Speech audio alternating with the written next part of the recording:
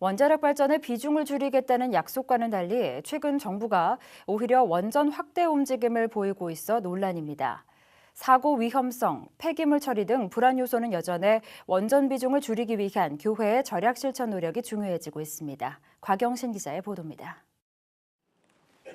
정부가 지난 10일 국회에 2차 에너지 기본계획안을 제출하며 원자력 발전을 확대한다는 방침을 공식화했습니다. 계획안은 전체 발전 설비 가운데 원전이 차지하는 비중을 현행 26.4%에서 2035년까지 29%로 늘리는 것을 골자로 하고 있습니다. 정부는 전력 소비 증가와 온실가스 감축, 에너지 안보 등을 원전 확대 정책의 근거로 들고 있습니다. 이에 따라 현재 운영되고 있는 원전 23기와 건설 중인 5기, 그리고 2024년까지 완공키로 한 6기 외에도 7개의 원전을 추가로 건축하는 일이 추진될 것으로 분석되고 있습니다.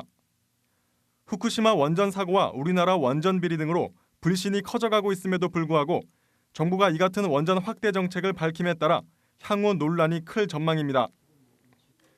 이런 가운데 기독교 윤리 실천 운동이 교회의 사회적 책임 심포지엄을 열고 교회가 핵 에너지를 넘어설 대안을 모색하고 실천하기 위한 방안을 논의했습니다.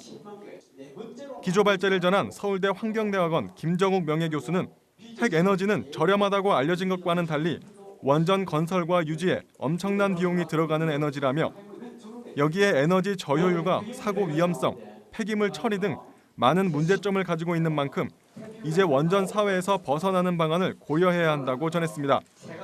김 교수는 핵 에너지의 대안으로 재생 가능한 에너지를 개발하되 이러한 대체 에너지가 활성화할 수 있도록 사회 구조가 변화할 필요가 있다고 강조했습니다.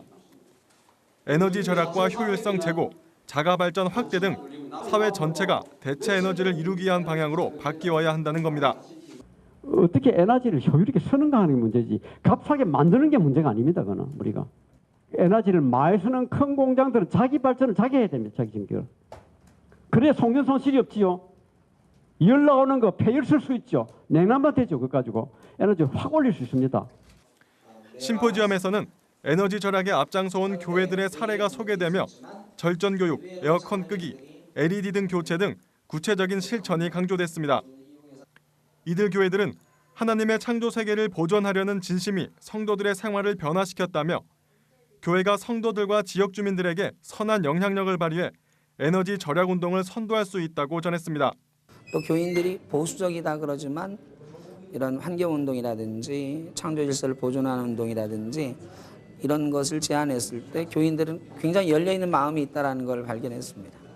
무엇보다도 한국교회를 섬기는 성도들이 앞장설 때 이 모범된 모습들을 통해서 개개인들이 도전받을 것이고 또 지역 안에 또 가정 안에 생활터전 안에서 좋은 에너지 절약과 절감의 효과들을 볼 거라고 생각이 듭니다.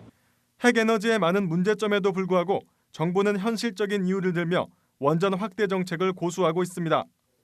원전이 창조 세계를 위협할 정도로 많은 문제점을 지니고 있는 만큼 교회가 이 같은 문제를 극복하기 위한 실천부터 앞장서야 할 것으로 보입니다.